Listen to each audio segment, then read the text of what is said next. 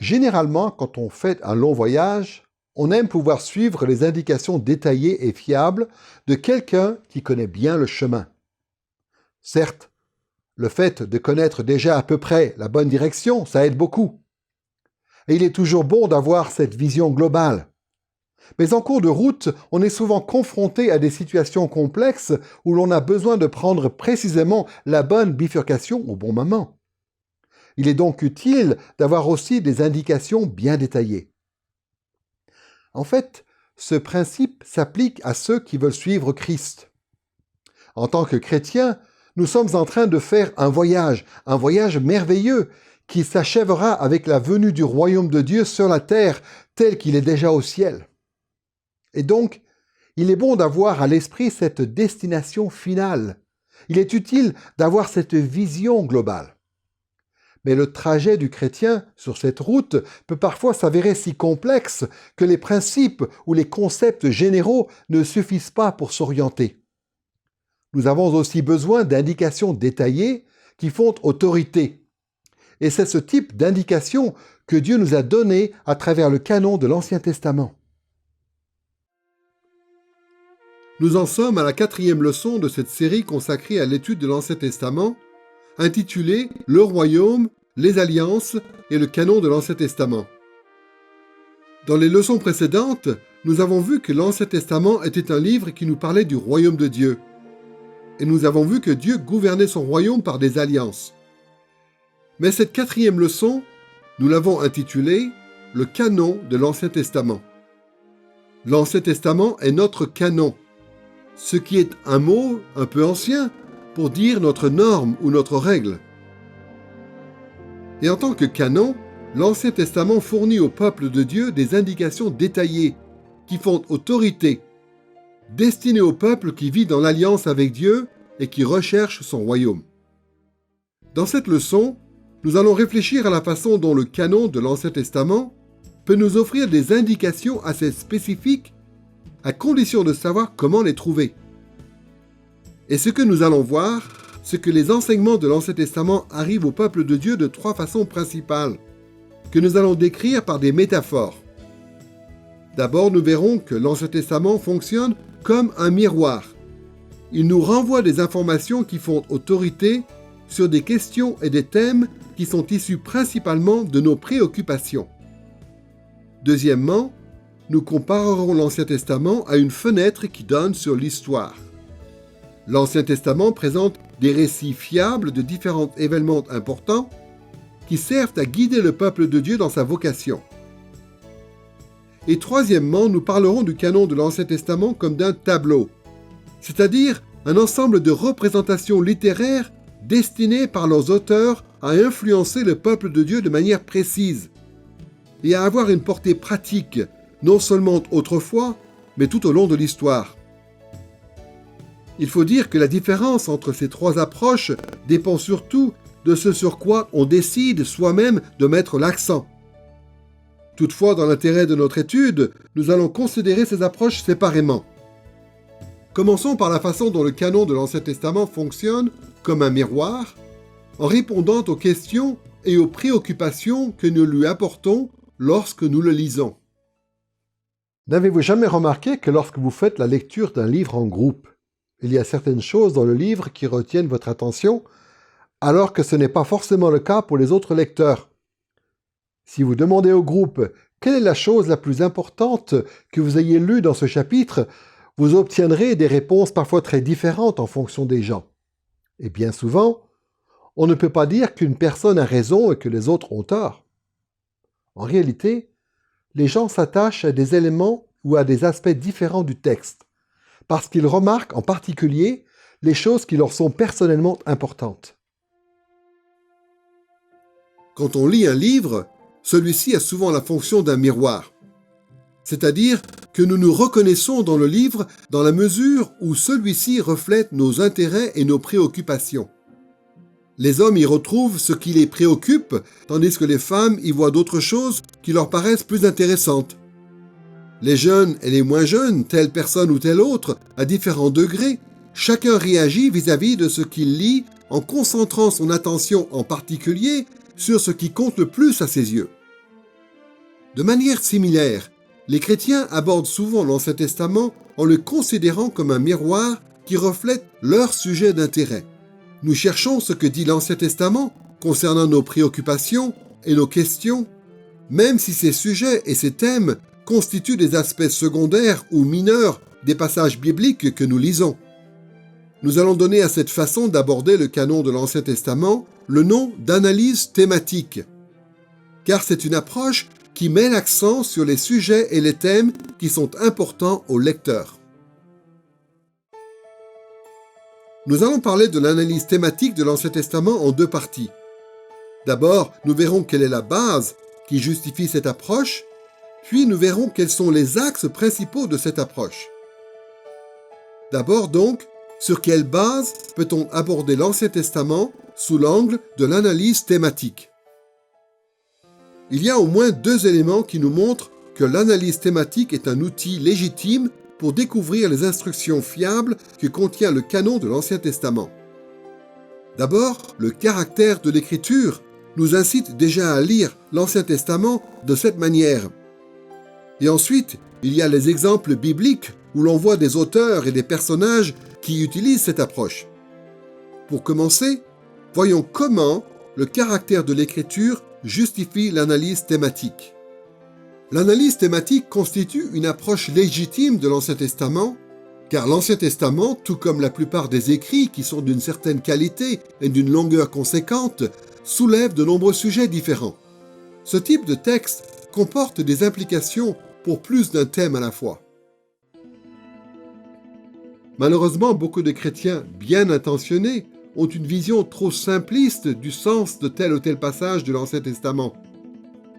Ces chrétiens s'imaginent que les textes bibliques contiennent un rayon d'information très étroit. Tel passage veut dire ceci, et tel autre veut dire cela. Souvent, ces croyants concentrent leur attention exclusivement sur les thèmes proéminents ou principaux du passage, au détriment des thèmes sous-jacents qui sont peut-être aussi soulevés par le texte. Mais une interprétation plus soignée nous aide à voir que le sens de tel ou tel passage de l'Ancien Testament est en réalité beaucoup plus complexe. La signification de ce texte ressemble moins à un ray de lumière très fin qu'à un rayonnement graduel. À la source, il y a des thèmes qui sont importants, que le texte éclaire sans ambiguïté. On pourrait les appeler les thèmes proéminents du passage. Ensuite, il y a d'autres thèmes qui sont abordés de manière indirecte ou périphérique, comme s'ils étaient éclairés de manière plus diffuse. Ceux-là, on pourrait les appeler les thèmes secondaires du passage. Et troisièmement, il y a aussi des sujets et des thèmes qui sont manifestement tellement éloignés de l'objet principal du passage qu'en définitive, on pourrait dire que le passage ne projette presque aucune lumière sur eux. Ces thèmes-là, on pourrait les appeler les thèmes extérieurs. L'analyse thématique reconnaît qu'il existe cet éventail de thèmes contenus dans un passage et attire souvent l'attention sur les nombreux thèmes secondaires qui sont abordés par les textes de l'Ancien Testament. Quand ces thèmes touchent nos préoccupations, alors dans le cadre de l'analyse thématique, ces thèmes secondaires deviennent l'objet principal de notre étude du texte. Prenons un exemple. Considérons le premier verset de la Bible, Genèse chapitre 1, verset 1, où il est dit ceci : « Au commencement, Dieu créa le ciel et la terre. » Maintenant, posons-nous la question. Que nous enseigne ce verset ? A priori, la réponse paraît assez simple. Genèse chapitre 1, verset 1 nous apprend que Dieu a créé le monde. La plupart des gens seraient d'accord pour dire que c'est une bonne façon de résumer l'idée principale qui est contenue dans ce verset. Mais bien que cela soit tout à fait juste, si on se limite simplement à ce thème central, on passe à côté d'un certain nombre d'autres sujets qui sont soulevés par ce verset. Combien y a-t-il de thèmes, en fait, dans ces quelques mots ? Il y en a beaucoup. Non seulement ce verset parle-t-il du fait que Dieu a créé le monde, mais il soulève aussi d'autres points théologiques, comme le fait qu'il y a un Dieu, et que Dieu existait avant la création. Ce verset nous dit aussi que Dieu est tout-puissant, au point qu'il est capable de créer, et que Dieu est le Créateur, et qu'il doit être reconnu comme tel. Genèse chapitre 1 verset 1 soulève aussi d'autres sujets qui concernent plus spécifiquement la création. Ce verset nous dit notamment qu'il y a eu un moment où le monde a été créé, que la création n'est pas autosuffisante, que les cieux font partie de la création et que la terre fait partie de la création. Étant donné que ce verset unique soulève tous ces thèmes secondaires, il est légitime de s'attacher à n'importe lequel de ces thèmes. S'il y a autant de thèmes qui apparaissent dans ce seul verset de Genèse chapitre 1 verset 1, imaginez combien de thèmes pourraient être présents dans les passages plus longs. En fait, la plupart des textes de l'Ancien Testament soulèvent tellement de sujets différents qu'on peut établir des liens innombrables entre ces textes et les nombreuses préoccupations ou les nombreuses questions qui sont les nôtres lorsque nous les lisons. Il est important que nous fassions la distinction entre les thèmes proéminents, les thèmes secondaires et les thèmes extérieurs. Mais tant que nous faisons soigneusement cette distinction, l'approche de l'analyse thématique est appropriée pour l'étude de l'Ancien Testament en vue d'en tirer des instructions fiables pour notre vie. Il y a aussi une autre façon de voir que l'analyse thématique est une approche légitime de l'Ancien Testament. C'est quand on remarque que les auteurs bibliques eux-mêmes, qui sont inspirés, utilisent cette approche. Les exemples bibliques que nous pouvons observer nous montrent que ces auteurs attirent parfois notre attention sur des aspects plutôt secondaires des textes de l'Ancien Testament, lorsque justement, ces aspects correspondent à l'objet de leur préoccupation. Prenons cet exemple frappant que l'on trouve dans Hébreux, chapitre 11, versets 32 à 34. Gédéon, Barak, Samson, Jephthé, David, Samuel et les prophètes, par la foi, vainquirent des royaumes, exercèrent la justice, obtinrent des promesses, fermèrent la gueule des lions, éteignirent la puissance du feu, échappèrent aux tranchants de l'épée, reprirent des forces après avoir été malades, furent vaillantes à la guerre et mirent en fuite des armées étrangères.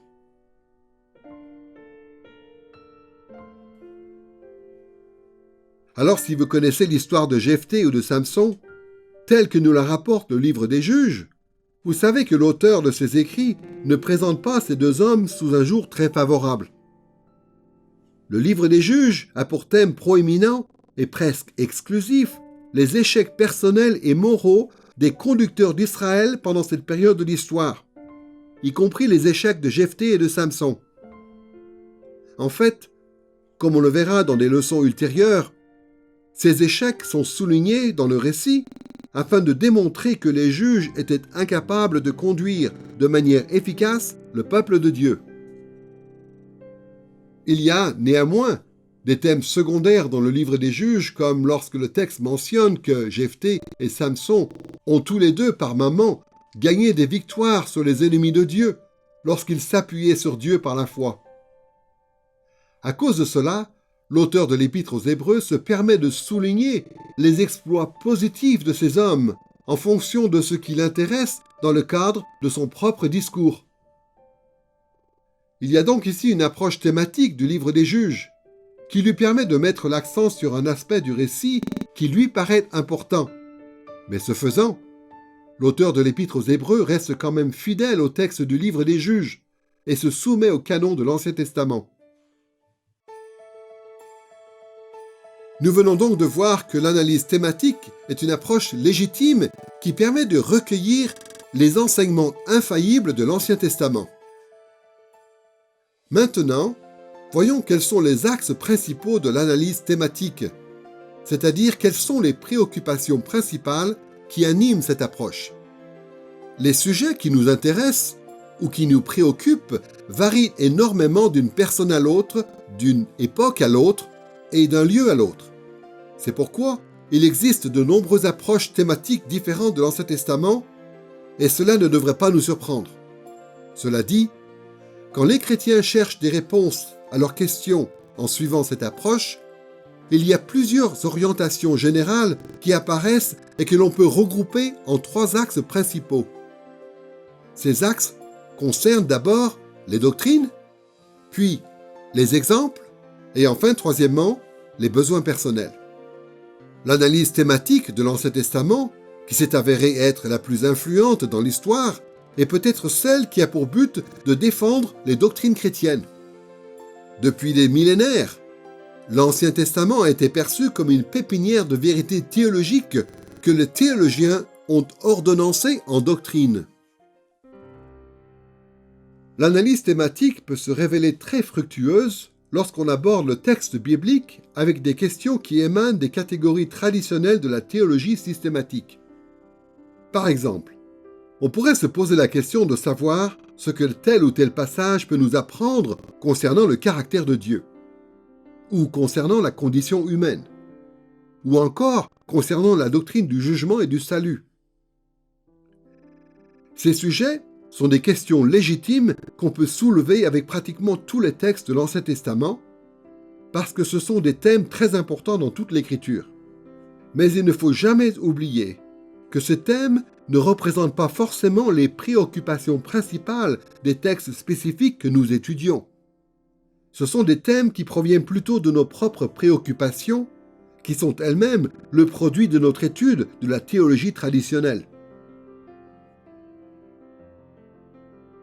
En suivant cet axe, l'analyse thématique a souvent recours à des passages références, c'est-à-dire à des citations de passages spécifiques de l'Ancien Testament qui servent à justifier telle ou telle position doctrinale. Dans pratiquement tous les livres de théologie systématique, toutes les confessions de foi et toutes les déclarations doctrinales, on trouve une liste de références bibliques tirées de l'Ancien Testament qui sont mentionnées dans le but de défendre diverses doctrines. Malheureusement, les doctrines qui sont censées être défendues par certains passages références sont parfois, en réalité, extérieures aux versets qui sont cités. Quand ces versets en question, utilisés à tort, n'ont pratiquement rien à voir avec la doctrine qu'ils sont censés justifier, alors cette position doctrinale peut sembler irréfléchie, voire même malhonnête. En fait, il y a des théologiens qui ont ainsi abusé de manière tellement grossière les textes de l'Ancien Testament que d'autres théologiens, à leur tour, ont complètement rejeté l'approche qui consiste à recourir à des passages références. Mais rejeter cette approche uniquement parce que certains en ont abusé, ce n'est pas là non plus le chemin le plus sage. Les passages références, qu'on appelle aussi parfois des textes preuves, quand ils sont bien attestés, sont souvent utiles pour faire ressortir certains thèmes du texte biblique, même lorsque ces thèmes ne constituent pas l'objet principal du passage. Un autre axe de l'analyse thématique consiste à pointer les exemples que nous présente le texte biblique. Souvent, on se tourne vers l'Ancien Testament pour y voir des personnages à imiter ou au contraire à ne pas imiter. Malheureusement, beaucoup de chrétiens ont trahi cette approche en détournant la pensée, les paroles ou les actes de certains personnages bibliques. Souvent, les chrétiens ne gardent pas à l'esprit l'enseignement général de l'Écriture et par conséquent, il nous arrive d'élever en exemple un personnage de l'Ancien Testament, alors qu'en fait, ce personnage est tout sauf exemplaire. Ce genre d'abus est tellement courant que de nombreux interprètes de la Bible ont aussi rejeté ce type d'analyse thématique. Malgré ces abus, pourtant, cette approche qui consiste à pointer les exemples dans le texte peut se révéler très utile. Prenez par exemple l'histoire bien connue de David et Goliath dans 1 Samuel chapitre 17. Souvent, les prédicateurs prennent David comme exemple. David est mis en avant comme modèle pour avoir refusé de porter l'armure de Saül, pour s'être fié à la puissance de Dieu et pour avoir vaincu Goliath.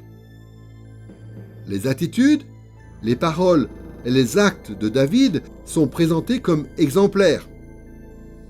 Voilà ce que nous devons imiter si nous voulons à notre tour avoir la foi en Dieu et recevoir de sa part la victoire.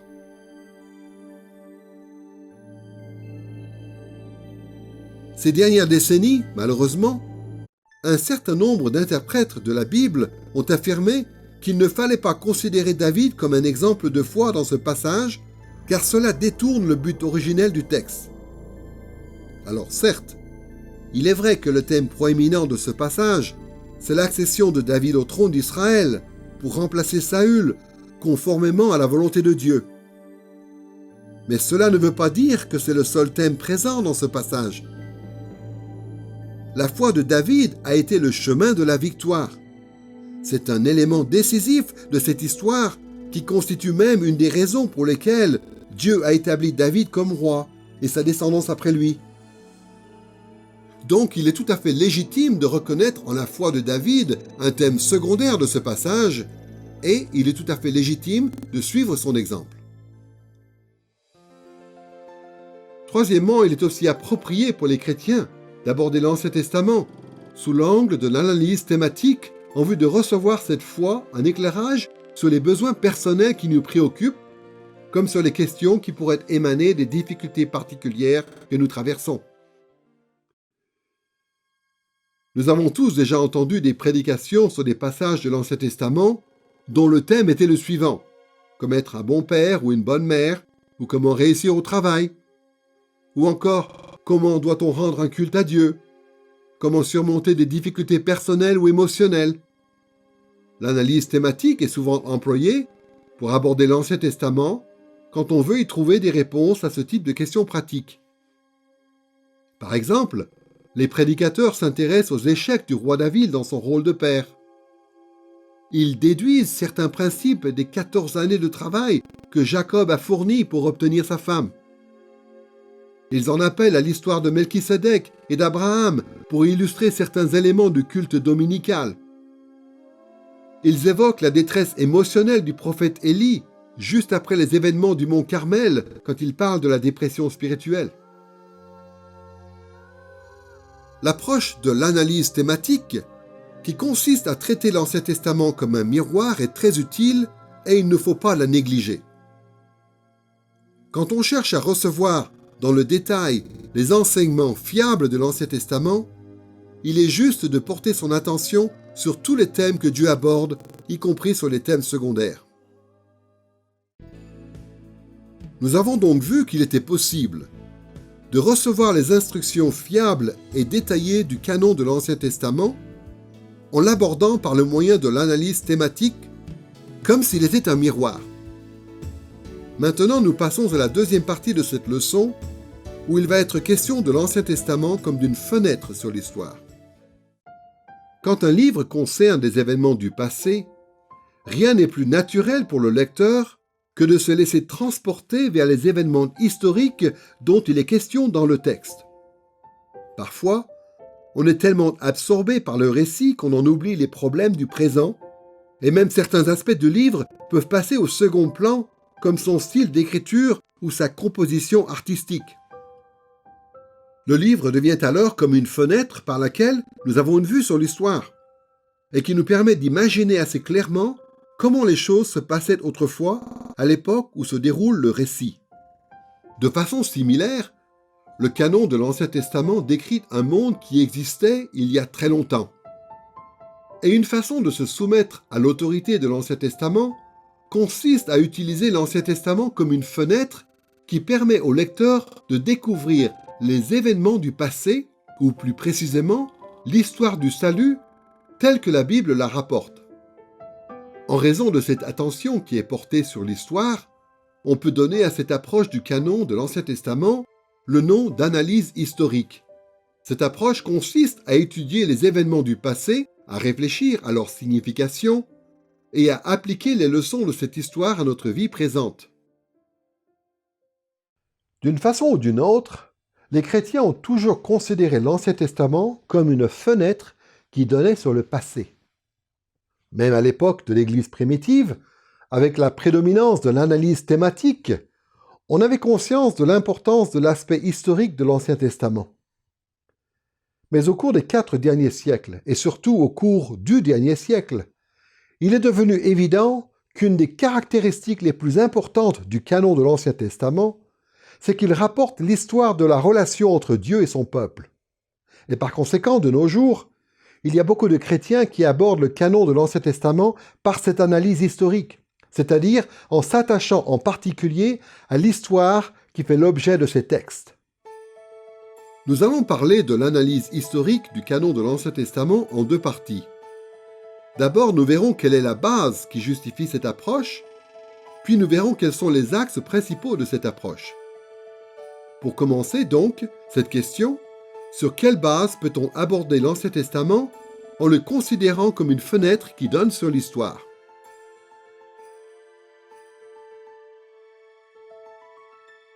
On peut justifier l'approche historique de l'Ancien Testament en invoquant de nombreux éléments. Mais pour ce qui concerne cette leçon, nous allons en invoquer deux. D'abord, il y a le caractère de l'Écriture qui nous incite à voir en l'Ancien Testament une fenêtre qui donne sur le passé. Et deuxièmement, il y a les exemples bibliques qui nous montrent que cette approche de l'Ancien Testament, par l'analyse historique, est juste. Voyons pour commencer en quoi le caractère de l'Écriture fournit une base solide pour l'analyse historique. Conformément à ce que Jésus et ses apôtres ont enseigné, les chrétiens affirment que l'Ancien Testament est inspiré de Dieu, ou plus littéralement, qu'il est soufflé par Dieu. Comme le dit l'apôtre Paul dans ce passage très connu, 2 Timothée chapitre 3 verset 16, « Toute écriture est inspirée de Dieu et utile pour enseigner, pour convaincre, pour redresser, pour éduquer dans la justice. » Dans cette leçon et dans les suivantes, nous allons fonder notre étude de l'Ancien Testament sur une solide conviction. C'est que l'origine divine de l'Écriture, le fait qu'elle soit inspirée de Dieu, signifie que lorsque l'Ancien Testament prétend que quelque chose est vrai, alors c'est vrai. Disons-le autrement.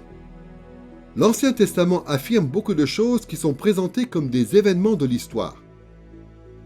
Quand on considère les affirmations de l'Ancien Testament et qu'on examine leur validité en tant que fait historique, en tant que disciples de Christ, nous disons que tout événement prétendument historique dans l'Écriture correspond effectivement à un événement historique réel. Quand l'Ancien Testament dit que quelque chose s'est passé, il le dit avec l'autorité de Dieu lui-même. On peut donc être certain que cela s'est bien passé.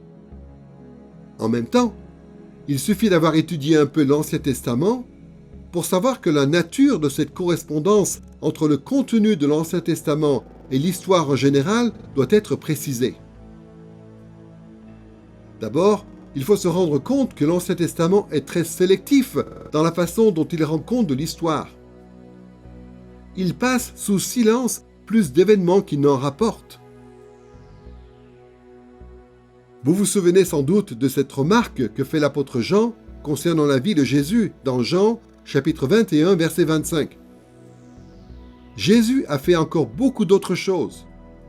Si on les écrivait en détail, je ne pense pas que le monde même pourrait contenir les livres qu'on écrirait.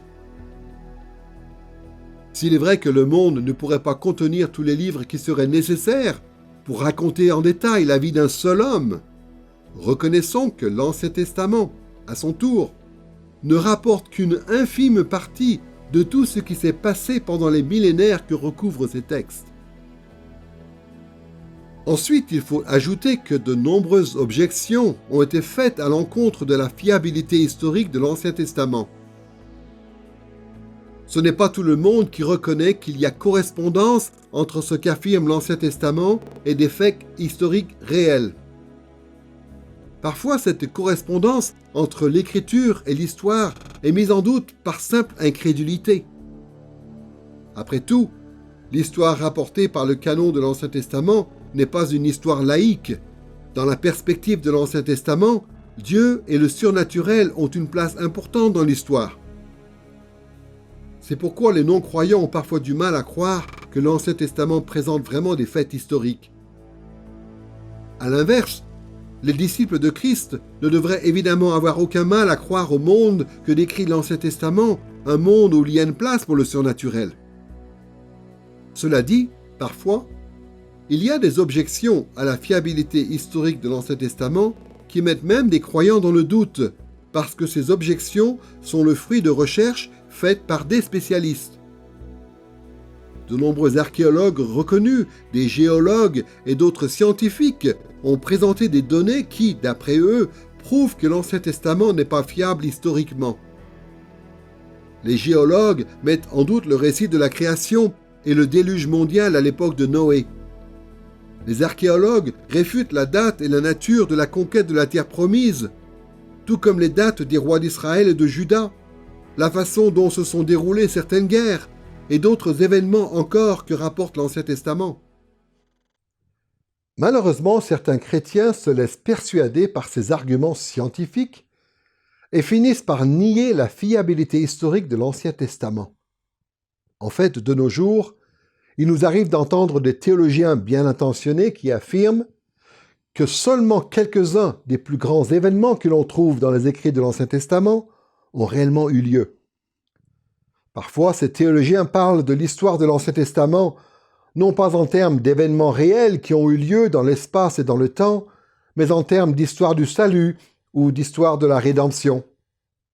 Pour eux, il ne s'agit là que de ce que les Israélites primitifs croyaient qui était arrivé, alors que les gens modernes et sophistiqués savent parfaitement aujourd'hui que ces choses n'ont pas pu avoir lieu. Pour ces théologiens, l'Ancien Testament n'est pleinement fiable que dans ses enseignements théologiques et moraux. Mais en réalité, les enseignements théologiques et moraux de l'Ancien Testament sont liés de manière indissociable à l'histoire contenue dans ces textes. Nier la fiabilité historique de l'Ancien Testament revient à nier sa fiabilité théologique et morale. Ayant dit tout cela, il faut reconnaître que la correspondance entre l'Ancien Testament et l'histoire n'est pas toujours facile à voir. Pourquoi est-ce ainsi? Quels sont les éléments qui viennent obscurcir la fiabilité historique de l'Ancien Testament? Il y a au moins 3 raisons pour lesquelles l'Ancien Testament semble parfois être en contradiction avec d'autres sources d'informations relatives à l'histoire. D'abord, il arrive aux scientifiques de se tromper dans les conclusions qu'ils tirent de leurs recherches. Nous devons accorder à l'archéologie, ainsi qu'à toutes les sciences, une grande valeur. Néanmoins, il est évident que les scientifiques peuvent se tromper. Le fruit de leurs recherches est toujours susceptible d'être réévalué en fonction de nouvelles découvertes. Par exemple, il y a 2 siècles, de nombreux spécialistes affirmaient que l'Ancien Testament était erroné en parlant d'un peuple appelé les Hittites. Mais au cours du dernier siècle, les archéologues ont découvert la culture hittite. Et il se trouve que les nombreux écrits provenant des Hittites ont fourni de précieux éléments pour l'étude de l'Ancien Testament. De manière similaire, il y a un siècle environ, le monde académique était pratiquement unanime sur le fait que l'Ancien Testament, en datant l'Exode et la conquête vers l'an 1400 avant Jésus-Christ, situait ces événements beaucoup trop tôt dans l'histoire. Mais ces dernières années, le fruit de leur recherche archéologique a été réévalué et des arguments de poids ont été mis en avant, même par des non-croyants, en faveur des données de l'Ancien Testament. Ces exemples, auxquels on pourrait ajouter de nombreux autres, montrent que parfois, quand l'Ancien Testament ne correspond pas à l'avis des scientifiques, il est possible que les scientifiques se trompent tout simplement. Deuxièmement, lorsqu'il semble y avoir des contradictions entre le récit biblique et la réalité historique, cela peut être dû à une mauvaise interprétation de l'Ancien Testament. L'exemple classique de ce type de situation, c'est la confrontation qui a eu lieu entre Galilée et les autorités de l'Église au début du XVIIe siècle. Galilée affirmait que la Terre tournait autour du Soleil, tandis que l'Église affirmait au contraire que c'était le Soleil qui tournait autour de la Terre. La controverse, quant à elle, tournait surtout autour d'un verset, Josué chapitre 10, verset 13, où il est dit ceci. « Et le soleil se tint immobile, et la lune s'arrêta. Le soleil s'arrêta au milieu du ciel, et ne se hâta point de se coucher presque tout un jour. » Pendant des siècles, l'Église avait pensé que ce verset enseignait que le soleil avait littéralement arrêté de tourner autour de la terre pendant un certain temps. Et donc, l'Église avait exclu l'idée même qu'il puisse exister un système solaire. Mais de nos jours, la recherche scientifique nous permet de savoir avec une grande certitude que le jour et la nuit sont causés par la Terre qui tourne sur elle-même. Par conséquent, la grande majorité des chrétiens aujourd'hui n'interprètent pas Josué chapitre 10 verset 10 de la même façon que les chrétiens d'autrefois. Nous savons que le jour a été miraculeusement prolongé pour Josué, mais nous savons aussi que le soleil qui s'arrête dans sa course est une description de l'avènement d'un point de vue de Josué qui se tenait sur la terre. Ce verset, comme d'autres qui lui ressemblent, emploie un langage ordinaire, phénoménologique, exactement comme lorsque nous disons dans le langage courant que le soleil se lève ou se couche. Les preuves scientifiques de l'existence du système solaire ne nous ont pas conduits à rejeter la fiabilité historique de l'Ancien Testament. Elles nous ont plutôt aidés à corriger notre interprétation de l'Ancien Testament. Troisièmement, il arrive que les affirmations de la science et notre interprétation de l'Ancien Testament soient toutes les deux erronées. Nous savons que les scientifiques, autant que les interprètes de la Bible, sont enclins à l'erreur, et par conséquent, il faut que nous soyons toujours prêts à ce que la recherche démontre un jour que les deux côtés d'une controverse se trompent. Un travail minutieux dans le domaine de la science, comme dans le domaine de l'étude de l'Ancien Testament, peut finir par révéler que l'Ancien Testament correspond bel et bien à la réalité historique. Il faut reconnaître que certaines incohérences, en apparence, peuvent exister entre l'Ancien Testament et l'histoire, et qu'il est possible que nous ne puissions jamais les résoudre. L'homme étant pécheur et limité, il est souvent incapable d'arriver à des solutions satisfaisantes. La recherche continuera de présenter de nouveaux défis à notre confiance en la fiabilité historique de l'Ancien Testament, et nous ne devons pas nous attendre à pouvoir relever tous ces défis. Même entre des scientifiques à compétences égales, il peut exister d'innombrables désaccords apparemment insolubles. Et cela s'applique aussi à l'interprétation de l'Ancien Testament. On peut élever son niveau de compréhension du texte, on peut même proposer des solutions possibles à certaines questions sans pour autant éliminer toutes les difficultés. Quelles que soient les tensions qui peuvent exister entre le monde scientifique et l'Ancien Testament, tous ceux qui veulent suivre fidèlement Christ doivent être persuadés que l'inspiration de l'Écriture établit en fin de compte l'autorité historique de l'Ancien Testament. Et cette certitude concernant la fiabilité de l'Écriture nous permet d'aborder avec raison l'Ancien Testament comme une fenêtre qui donne vraiment sur l'histoire. Nous venons de voir que le caractère de l'Écriture justifiait cette approche de l'Ancien Testament que nous appelons l'analyse historique. Passons maintenant à une deuxième raison pour laquelle on peut dire que cette approche est une bonne approche. Les exemples bibliques. Dans toutes les Écritures de l'Ancien Testament et du Nouveau, pas une seule fois les auteurs bibliques remettent-ils en question la véracité historique de l'Ancien Testament. Prenons juste deux passages significatifs en guise d'exemple. D'abord, notez la façon dont l'auteur des Chroniques s'appuie sur la fiabilité de l'Ancien Testament pour établir ses généalogies. Dans 1 Chronique chapitre 1 versets 1 à 4, il débute cette partie consacrée aux généalogies de la manière suivante. Adam, Seth, Enoch, Kénan, Mahalalel, Yered, Enoch, Mathusalem, Lémec, Noé, Sem, Cham et Japheth. Du point de vue des chrétiens d'aujourd'hui, l'auteur des Chroniques fait quelque chose de remarquable dans ces quelques versets. Il s'est tourné vers les 5 premiers chapitres de la Genèse et il les a considérés comme historiquement fiables. Il mentionne 13 personnes qui se trouvent dans les premiers chapitres de la Genèse. Beaucoup de gens de nos jours estiment que le récit qui mentionne ces personnes est un récit légendaire et fictif. Mais l'auteur des Chroniques, lui, fait preuve d'une grande confiance en la fiabilité historique des premiers chapitres de la Genèse. Il utilise la Genèse, ainsi que d'autres livres de l'Ancien Testament, comme une fenêtre qui donne vraiment sur l'histoire. De même, prenez le passage où Luc raconte le discours d'Étienne dans Actes chapitre 7. Dans ce discours, Étienne s'appuie sur différentes parties de l'Ancien Testament pour évoquer Abraham, Isaac, Jacob, Joseph, Moïse, Aaron, Josué, David et Salomon en tant que personnages historiques, et il affirme que les récits qui les concernent dans l'Ancien Testament sont des récits véridiques.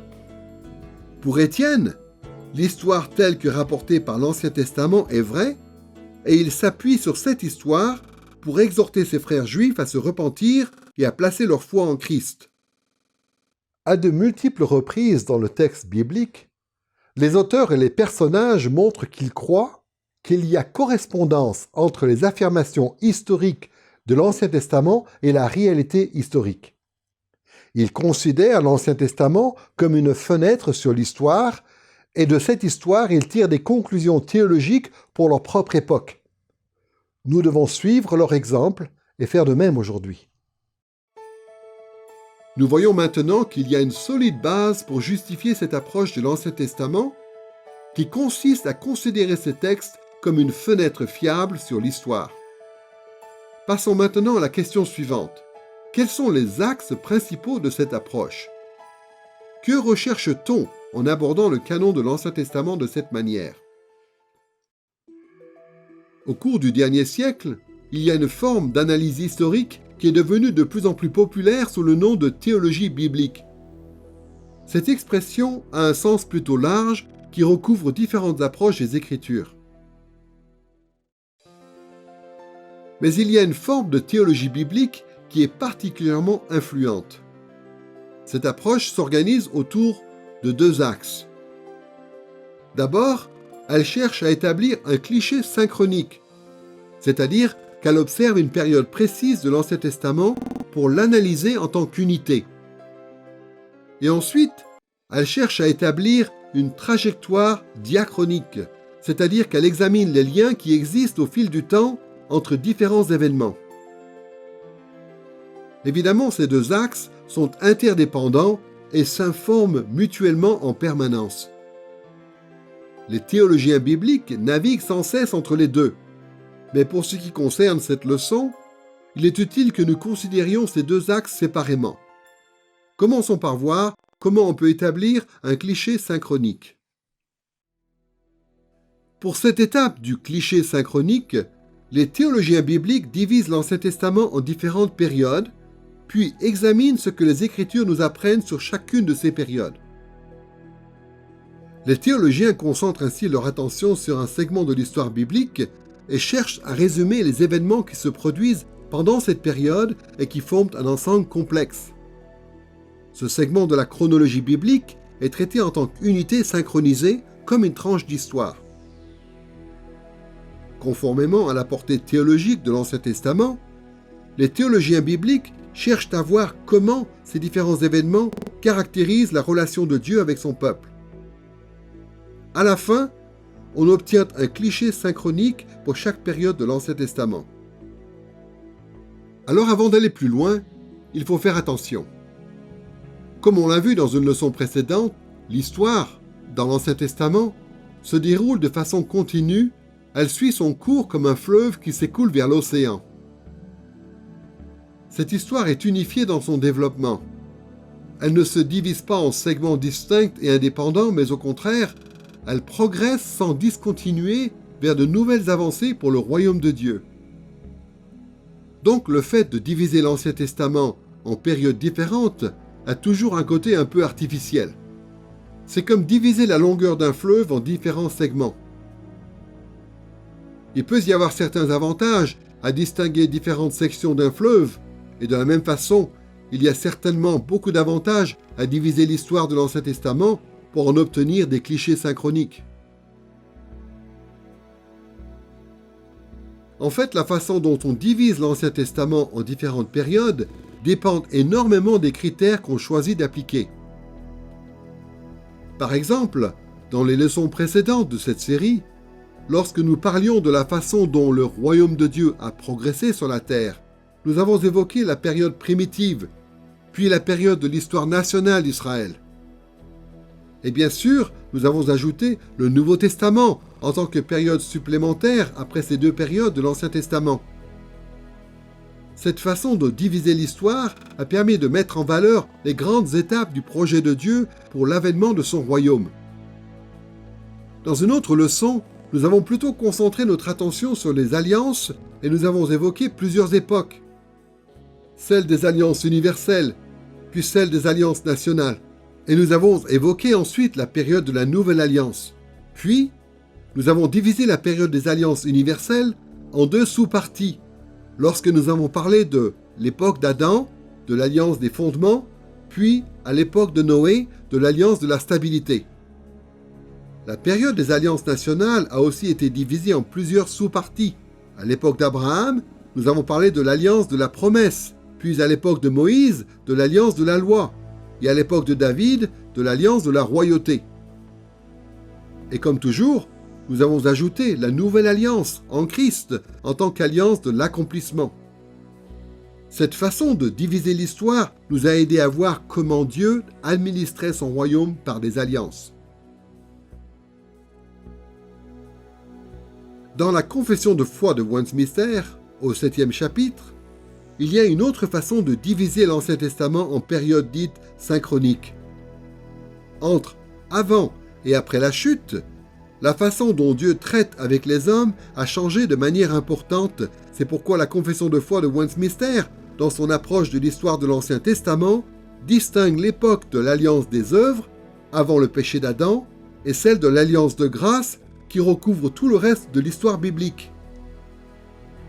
Ensuite, la confession de foi fait une autre distinction importante au sein de l'alliance de grâce entre le temps de la loi, qui désigne l'époque de l'Ancien Testament, et le temps de l'Évangile, qui désigne l'époque du Nouveau Testament.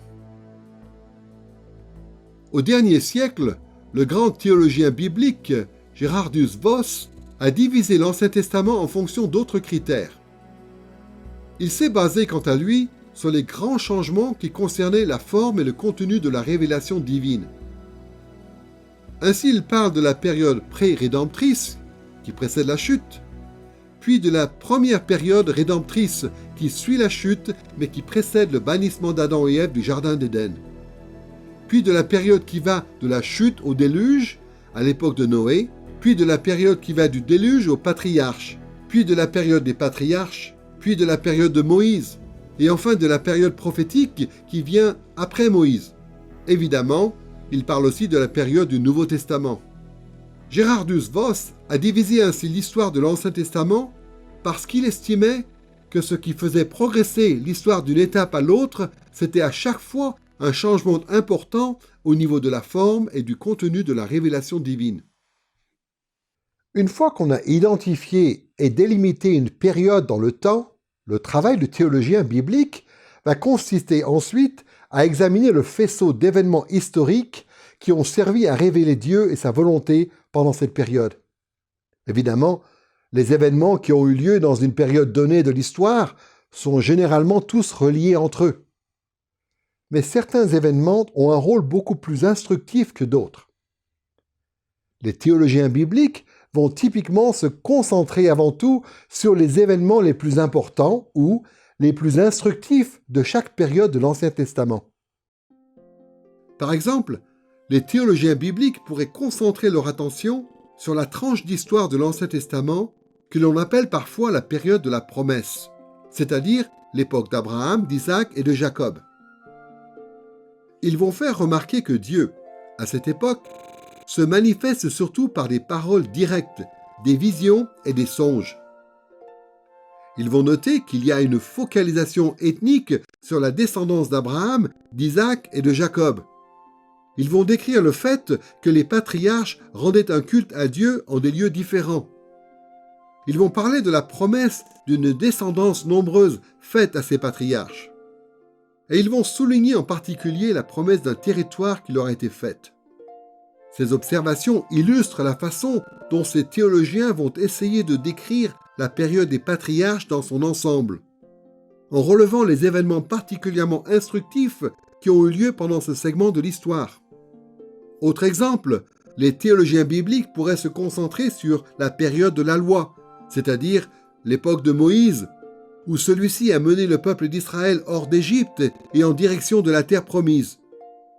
À cette époque, Dieu s'est révélé de différentes manières, mais principalement à travers la loi de Moïse. La focalisation ethnique qui était centrée sur Israël s'élargit et devint une focalisation nationale. Le tabernacle est construit et le culte devient centralisé à cet endroit. Le peuple d'Israël devient un peuple nombreux. Et Dieu va accorder à Israël la possession du territoire de Canaan. Ces différents éléments en particulier caractérisent l'époque de Moïse et constituent un cliché de cette période de l'histoire biblique. Ce type d'analyse historique s'organise donc autour de deux axes. D'abord, comme on vient de le voir, on tâche de faire un cliché synchronique des différentes périodes de l'histoire biblique. Mais ensuite, le deuxième axe consiste à établir une trajectoire diachronique. Ce terme diachronique signifie tout simplement à travers le temps. Une trajectoire diachronique, c'est donc une façon d'observer les liens qui existent entre différents événements de l'histoire biblique au fil du temps, d'une époque à une autre. Voici comment on peut décrire, sommairement, le processus qui permet d'établir une trajectoire diachronique. Une fois qu'on a identifié les événements les plus significatifs ou les plus instructifs de chaque période, on peut se rendre compte que d'une période à l'autre, certains événements sont intimement liés.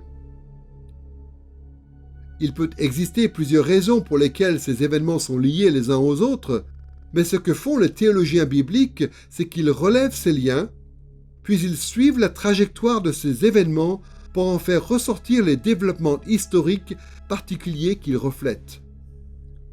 Cette façon de comparer certains événements qui ont eu lieu à des époques différentes permet de révéler bien souvent des vecteurs, des orientations ou des chemins qui sont présents dans tout l'Ancien Testament. Cette approche permet de mieux comprendre la progression du royaume de Dieu. Prenons un exemple de trajectoire diachronique. On pourrait imaginer que notre étude commence par un cliché synchronique de la période de la promesse, c'est-à-dire de l'époque des patriarches. Concentrons-nous en particulier sur la promesse d'un territoire que Dieu a faite à Abraham en lui disant que le pays de Canaan appartiendrait un jour à sa descendance.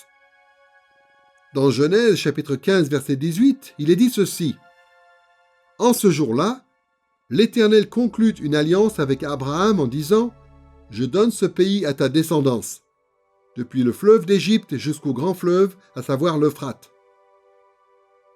Comme on l'a dit précédemment, à ce moment-là, Dieu promet à Abraham de donner le pays de Canaan à sa descendance. Et cet événement a une place importante dans le faisceau d'événements significatifs qui ont eu lieu pendant la période des patriarches.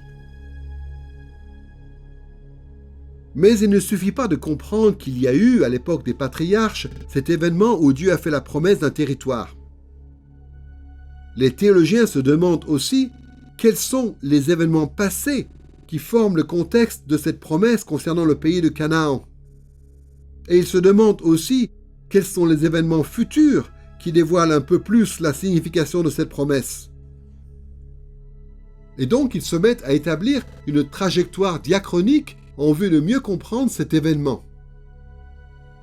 En reculant dans le passé, on pourrait remonter jusqu'à la période primitive de l'histoire biblique qui va d'Adam jusqu'à Noé. Comme on l'a vu dans une autre leçon, c'est pendant cette période que Dieu, à l'origine, a établi les êtres humains pour être ses vice-rois et qu'il leur a donné pour instruction de dominer sur la terre. C'est bien ce qu'on voit dans Genèse chapitre 1 verset 28. Dieu les bénit et Dieu leur dit « Soyez féconds, multipliez-vous, remplissez la terre et soumettez-la. Dominez sur les poissons de la mer, sur les oiseaux du ciel et sur tout animal qui rampe sur la terre. » Lorsque Dieu a créé l'homme à l'origine, et lorsqu'il l'a établi pour être son vice-roi sur la terre, le monde était alors sans péché. Et donc, la domination que Dieu attendait de l'homme était un objectif réaliste, un but que l'on pouvait atteindre sans difficulté. Mais le péché a compliqué ce processus de domination et a rendu les efforts de l'homme laborieux et futiles. Voici ce que Dieu lui-même dit à Adam dans Genèse chapitre 3 versets 17 à 19. « Le sol sera maudit à cause de toi. C'est avec peine que tu en tireras ta nourriture tous les jours de ta vie. Il te produira des chardons et des broussailles, et tu mangeras l'herbe de la campagne.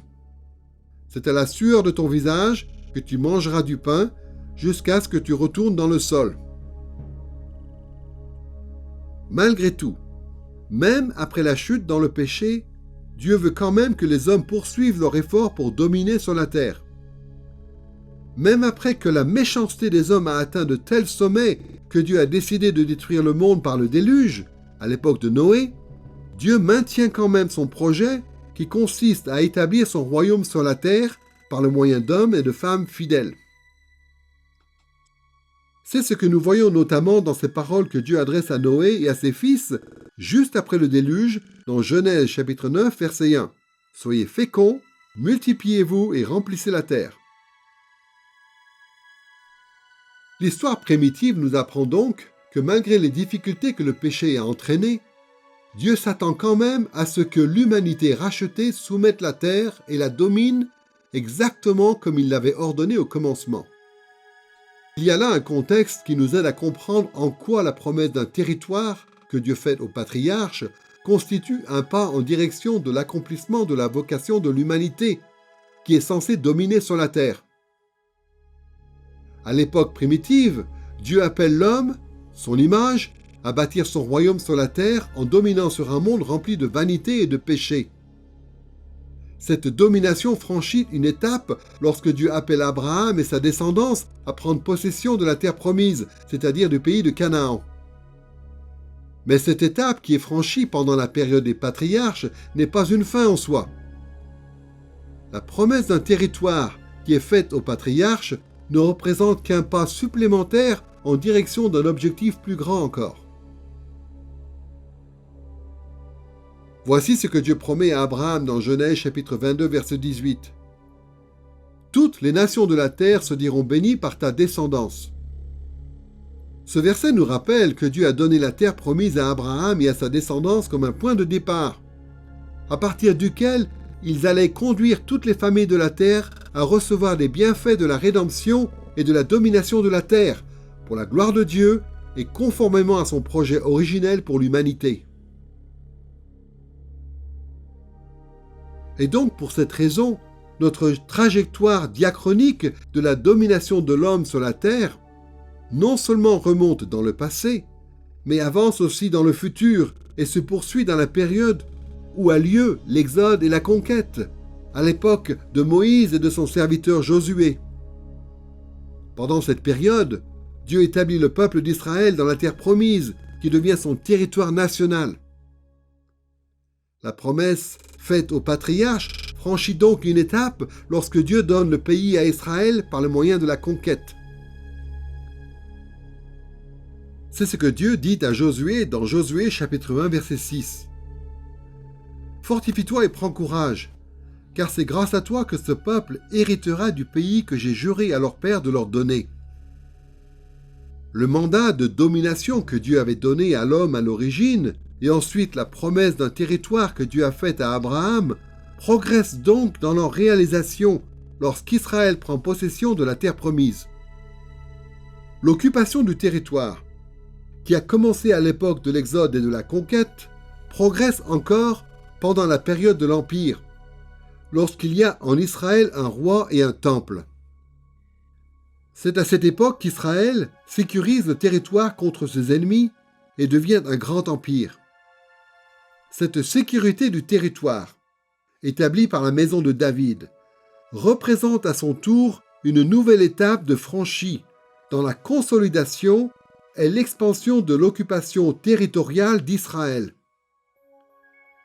Mais ce qui caractérise l'Empire au début de cette période pointe aussi en avant vers le jour où le règne de justice de la maison de David étendra sa domination sur la terre entière. Il est question de cette espérance concernant la maison de David au psaume 72, versets 8 à 17. Il dominera d'une mer à l'autre et du fleuve aux extrémités de la terre. tous les rois se prosterneront devant lui, toutes les nations le serviront. Par lui on se bénira mutuellement, toutes les nations le diront heureux. Pendant la période de l'Empire, il y avait cet espoir que la maison de David se montrerait fidèle à l'Éternel et que le royaume s'étendrait progressivement en apportant la rédemption et la domination des fidèles sur toute la terre.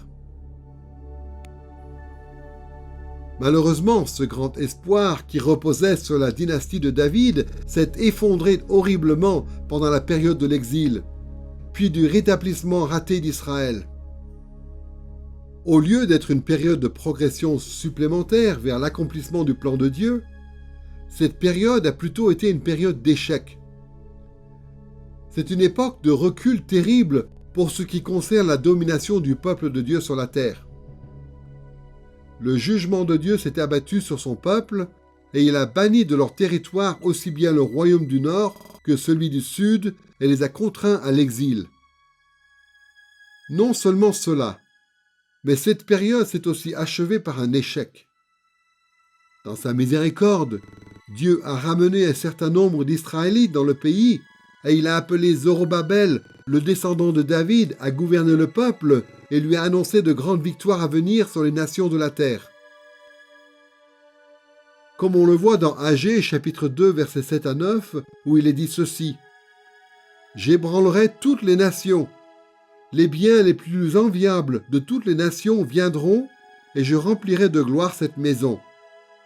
La gloire de cette dernière maison sera plus grande que celle de la première, et c'est dans ce lieu que je donnerai la paix. » Si le peuple d'Israël avait été fidèle, cette grande victoire serait arrivée, et les bienfaits de la rédemption et de la domination sur la terre auraient commencé à s'étendre dans le monde entier. Mais les uns après les autres, les Israélites qui sont revenus dans le pays se sont rebellés contre Dieu. Et par conséquent, la bénédiction du royaume et son expansion ne se sont jamais matérialisées. En fait, le rétablissement d'Israël s'est soldé par un pitoyable échec. La domination confiée à Adam puis à Noé, la promesse faite aux patriarches, l'établissement d'un territoire national à travers l'Exode et la conquête, les grandes avancées de la période monarchique et les espoirs d'un rétablissement après l'exil, tout cela s'est effondré. À la fin de l'Ancien Testament, le projet qui consistait à faire dominer l'humanité sur la terre en vue d'y étendre le royaume de Dieu est en ruine. C'est à ce stade que les théologiens bibliques chrétiens se tournent vers la dernière étape de l'histoire biblique, vers l'apogée de l'histoire que l'on trouve dans le Nouveau Testament. Le Nouveau Testament déclare aux croyants que Dieu est intervenu en Christ pour renverser les échecs que représentent l'exil et le rétablissement raté d'Israël, et pour permettre que se réalise la domination sur la terre de l'humanité rachetée. Jésus est venu pour renverser la malédiction de l'exil, pour apporter la délivrance du péché et la rédemption, de sorte que ceux qui le suivent puissent régner sur la terre avec lui. Comme le dit Jésus lui-même dans Apocalypse chapitre 2 verset 26, « Au vainqueur, à celui qui garde mes œuvres jusqu'à la fin, je donnerai autorité sur les nations. » Cette illustration de la manière dont fonctionne l'analyse historique devrait suffire à montrer que cette approche a beaucoup à offrir. L'Ancien Testament nous rapporte infailliblement la façon dont Dieu a traité avec l'humanité. En prenant l'Ancien Testament comme cette fenêtre qui donne sur l'histoire, on peut, de manière très fructueuse, tirer du canon de l'Ancien Testament des instructions détaillées et parfaitement fiables. Nous venons donc de voir que l'Ancien Testament est utile pour nous en tant que miroir à travers l'analyse thématique et en tant que fenêtre à travers l'analyse historique. Passons maintenant à la troisième métaphore que nous avons utilisée pour décrire une approche possible de l'Ancien Testament, à savoir la métaphore d'un tableau. Vous avez sans doute déjà été à un musée des beaux-arts, ou alors vous avez déjà vu des photos de grands tableaux. Il y a quelque chose de merveilleux à examiner en détail un grand tableau. Mais il peut être aussi très intéressant de s'informer sur les artistes eux-mêmes et sur leur époque. On peut méditer sur un tableau et apprécier sa qualité artistique. Mais on peut aussi noter la façon dont les artistes révèlent au public leur vision du monde et leurs émotions à travers l'usage qu'ils font des couleurs, des lignes et des textures. D'une manière semblable, on peut aborder le canon de l'Ancien Testament en le considérant comme un tableau, par le moyen d'un processus qu'on peut appeler l'analyse littéraire. Dans cette approche, le canon de l'Ancien Testament est vu comme un recueil d'œuvres littéraires, comme un recueil de livres qui ont été écrits avec talent. On cherche donc à apprécier la qualité littéraire de l'Ancien Testament, mais on cherche aussi à noter la façon dont les auteurs de l'Ancien Testament révèlent à leurs destinataires d'origine leur vision des choses à travers leur travail. En abordant l'Ancien Testament par le moyen de l'analyse littéraire, nous allons découvrir des façons encore différentes dont s'exerce l'autorité de l'Ancien Testament sur nous. D'une façon ou d'une autre, les chrétiens ont toujours tenu compte des qualités littéraires des livres de la Bible. Mais ce n'est que récemment que cette approche de l'Ancien Testament a vraiment été mise en valeur.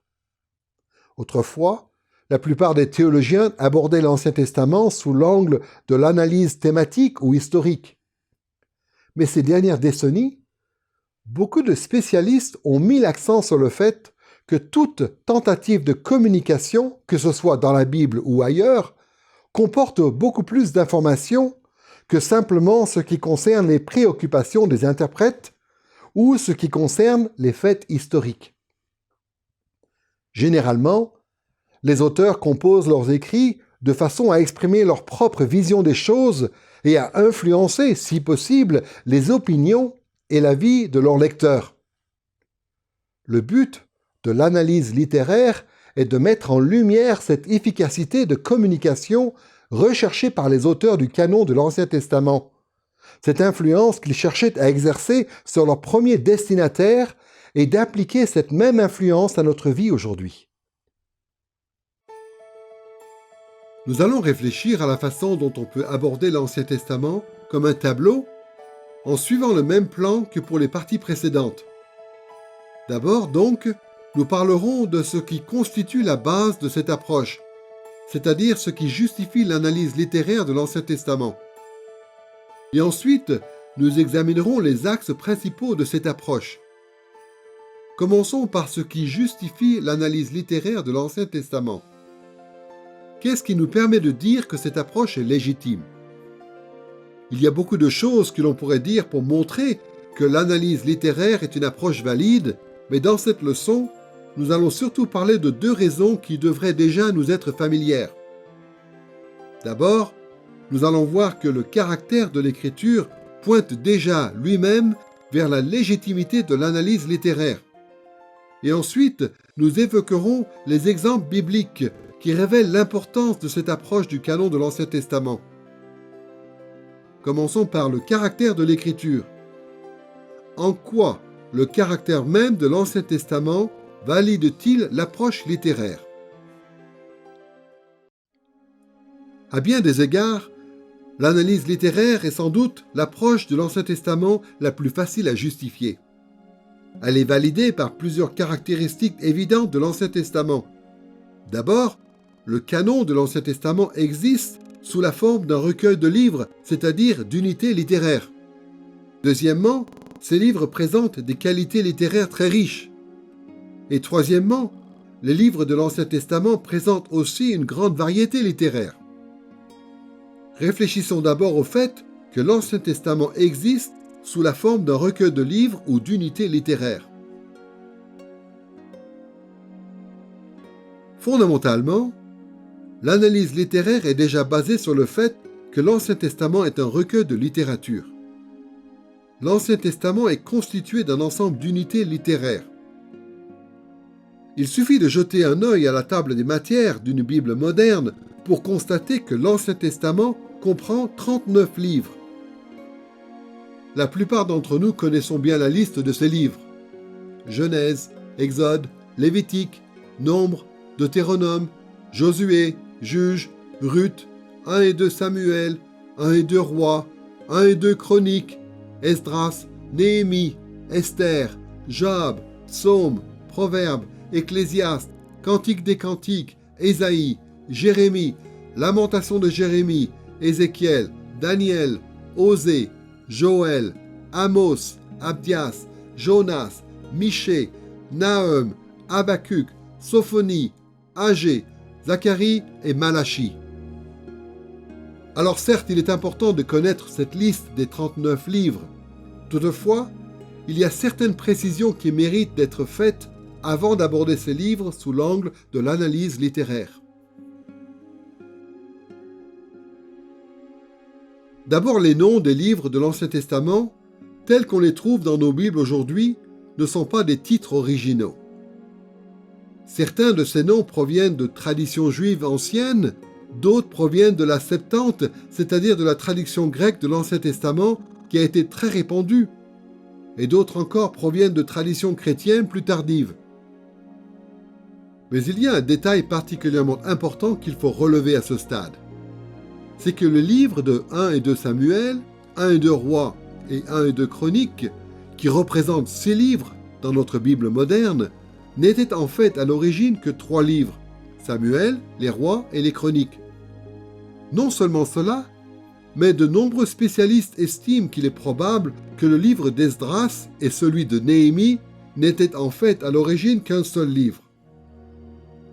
Quand on veut étudier l'Ancien Testament sous l'angle de l'analyse littéraire, il est important de considérer les livres de l'Ancien Testament tels qu'ils ont été donnés à l'origine. Donc, ces précisions sont importantes. De plus, l'ordre dans lequel les livres apparaissent dans l'Ancien Testament a changé au cours de l'histoire. Dans nos Bibles modernes, cet ordre se base sur la Septante, c'est-à-dire sur la tradition grecque. Mais dans la tradition juive, la dernière section des Écritures n'est pas la même que pour nous. Cette section est intitulée « Les Écrits » et contient les livres suivants : Psaumes, Proverbes, Job, Cantique des Cantiques, Ruth, Lamentation de Jérémie, Ecclésiaste, Esther, Daniel, Esdras, Néhémie et 1 et 2 Chroniques. Quoi qu'il en soit, malgré ces différences, il demeure évident que le canon de l'Ancien Testament est un recueil d'œuvres littéraires. Il faut donc reconnaître et préserver l'intégrité de ces différentes unités littéraires quand on veut les étudier. Contrairement à l'analyse thématique ou à l'analyse historique, quand on aborde l'Ancien Testament comme un tableau sous l'angle de l'analyse littéraire, on cherche à calquer sa compréhension de l'Ancien Testament sur la manière dont le canon lui-même est structuré.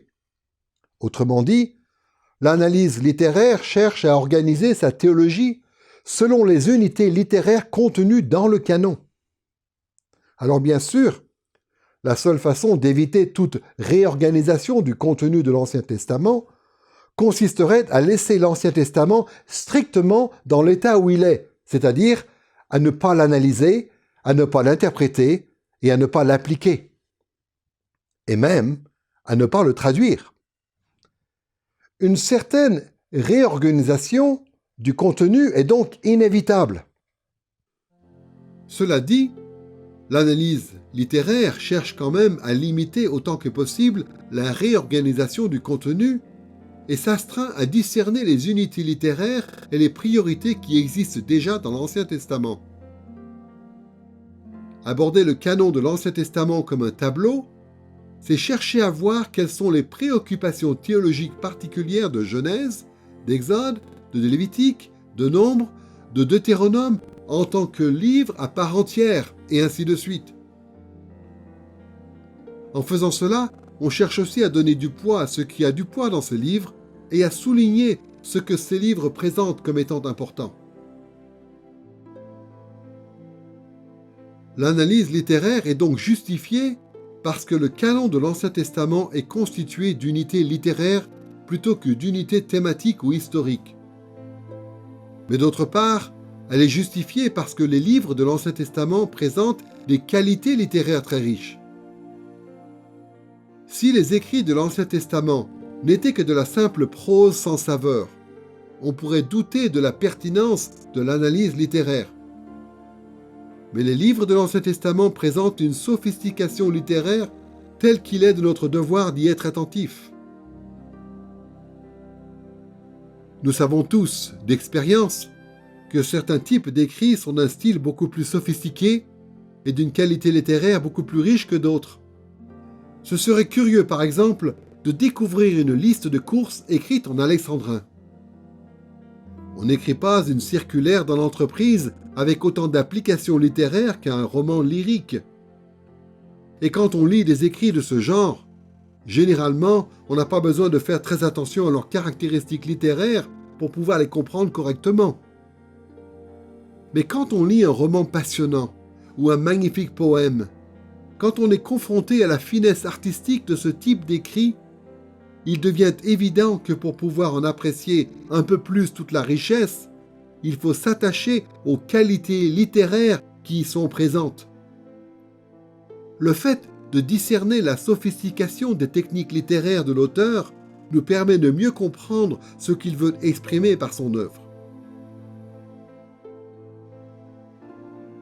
Il se trouve que les archéologues ont découvert un grand nombre d'écrits qui proviennent de l'époque et du monde de l'Ancien Testament.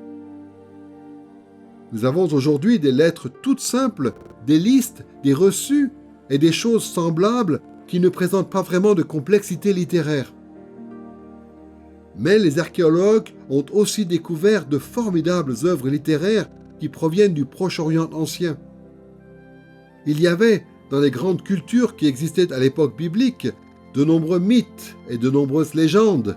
Il y avait aussi des documents juridiques complexes, ou encore des textes rituels méticuleusement composés.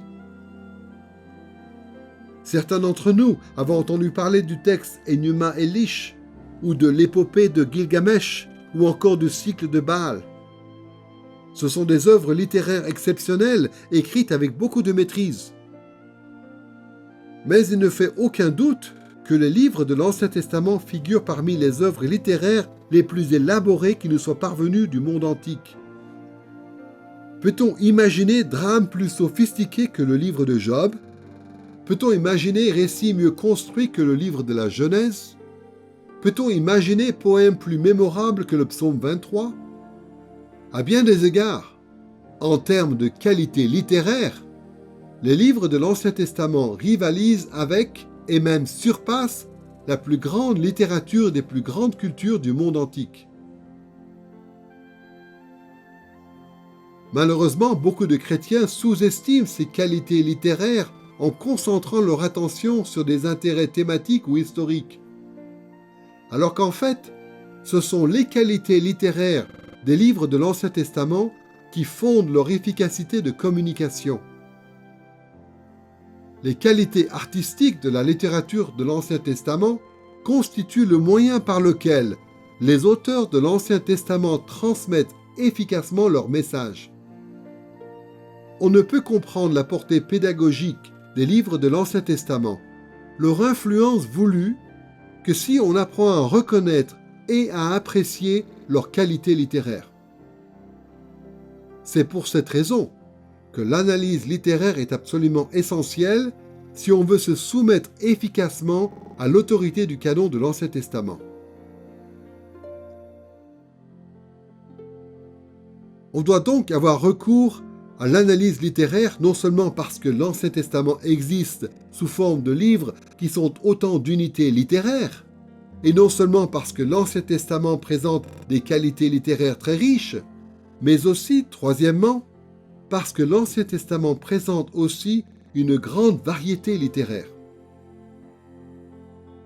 Le canon de l'Ancien Testament ne ressemble pas à un terrain tout plat, avec strictement le même genre d'écrit à chaque page.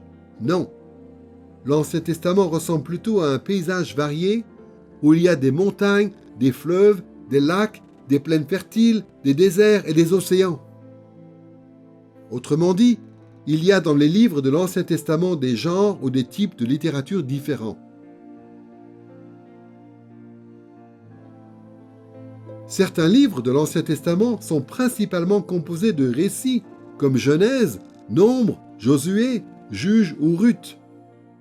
Dans ces livres, il n'apparaît que rarement d'autres genres littéraires comme des généalogies, des poèmes et des listes de règles relatives au culte ou à la vie en société. Ensuite, il y a d'autres livres dont le genre est principalement de la poésie, les psaumes, Job et Amos par exemple. D'autres livres sont écrits dans une prose stylisée comme l'Ecclésiaste ou Malachie. Le livre du Deutéronome, quant à lui, est caractérisé par des discours. La liste est longue. Il est important de se rendre compte qu'il y a, dans l'Ancien Testament, des genres littéraires différents, car chaque genre a ses propres conventions, sa propre façon d'exercer son influence. Il est important pour nous d'apprendre la façon dont chaque genre communique les intentions de l'auteur. Et ensuite, il nous faut tenir compte de cette réalité lorsque nous étudions l'Ancien Testament. Un texte de loi doit être compris comme un texte de loi, un discours comme un discours, un récit comme un récit, un poème comme un poème, un aphorisme comme un aphorisme, une vision comme une vision, une généalogie comme une généalogie. Si nous voulons découvrir la puissance que tel ou tel passage de l'Ancien Testament a pour transformer notre vie, il est indispensable que nous tenions compte du genre de littérature qu'emploie l'auteur pour transmettre son message à ses destinataires. Le fait de considérer le genre d'un passage est au cœur même de l'analyse littéraire. L'analyse littéraire n'est pas seulement basée sur le caractère de l'écriture. Elle se base aussi sur les exemples bibliques tirés du texte lui-même, où l'on voit des auteurs ou des personnages bibliques s'instruire du canon de l'Ancien Testament par le même moyen. En fait, on peut dire qu'à chaque fois qu'un auteur biblique interprète un passage de l'Ancien Testament en tenant compte des intentions principales de l'auteur humain vis-à-vis de ses destinataires, cette interprétation repose en grande partie sur l'analyse littéraire. Par exemple, dans Marc chapitre 10, verset 4, Jésus s'appuie sur cette analyse littéraire quand il évoque le sujet du divorce d'après Deutéronome, chapitre 24, verset 1. Dans ce passage de Marc, il est dit que des pharisiens essaient de mettre Jésus en difficulté sur ce sujet en lui disant ceci. Moïse a permis d'écrire un acte de divorce et de répudier sa femme. À l'époque de Jésus, certains pharisiens avaient tiré comme interprétation de ce verset qu'il était permis à un homme de répudier sa femme pour n'importe quelle raison, à condition de lui remettre un certificat de divorce. Mais Jésus corrige cette mauvaise interprétation en s'appuyant sur des considérations littéraires. Jésus, en faisant référence à Deutéronome, chapitre 24, verset 1, dit ceci dans Marc, chapitre 10, verset 5. « C'est à cause de la dureté de votre cœur que Moïse a écrit pour vous ce commandement. » Ici, Jésus fait remarquer que Moïse a permis le divorce comme une concession due au fait que les Israélites avaient un cœur dur. Il est important, pour ce qui nous concerne ici, de noter que Jésus ne s'est pas appuyé exclusivement sur Deutéronome chapitre 24 en interprétant uniquement la grammaire de ce texte et ses caractéristiques internes. Il a plutôt considéré le passage explicitement dans son contexte plus large, à la lumière de ce qu'il savait concernant son auteur, à savoir Moïse, et concernant ses destinataires, à savoir les Israélites de l'époque de Moïse. Jésus savait que le cœur de ces Israélites était dur, et il savait aussi ce qui préoccupait Moïse lorsque celui-ci a donné la loi aux Israélites.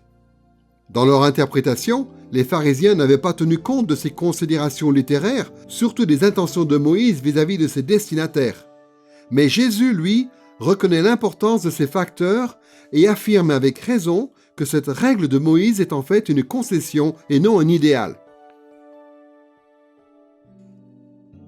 Prenons un autre exemple d'analyse littéraire. Galates, chapitre 4, versets 22 à 24. Voici ce que l'apôtre Paul écrit dans ce passage concernant l'histoire que rapporte l'Ancien Testament au sujet de Sarah, la femme d'Abraham, et de son fils Isaac, et au sujet de la servante de Sarah, Agar, et de son fils Ismaël.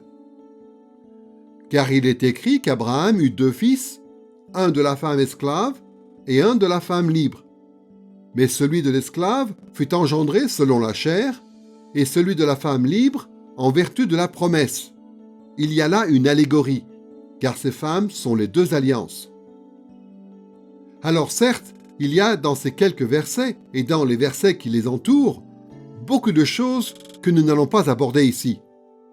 Concentrons-nous simplement sur le cœur de l'interprétation de Paul. Au verset 24, il dit que les interactions d'Abraham avec Sarah et Isaac d'une part, et avec Agar et Ismaël d'autre part, sont une allégorie, car ces deux femmes sont les deux alliances. Autrement dit, l'apôtre Paul comprend que le comportement d'Abraham vis-à-vis de ces personnages a des implications théologiques très importantes par rapport à la façon dont les gens percevaient le fait de vivre dans une relation d'alliance avec Dieu. En vue de comprendre ces implications théologiques, commençons par considérer les événements dans la vie d'Abraham. Le récit de la Genèse nous fait clairement comprendre qu'Abraham devait faire un choix entre deux façons d'agir devant Dieu. Il y avait Sarah et Isaac d'un côté, et Agar et Ismaël de l'autre.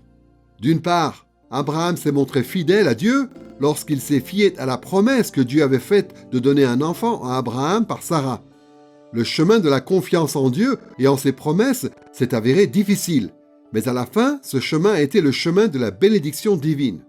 Mais d'autre part, Abraham s'est montré infidèle à Dieu lorsqu'il s'est fié à ses propres efforts pour avoir un enfant par Agar, la servante égyptienne.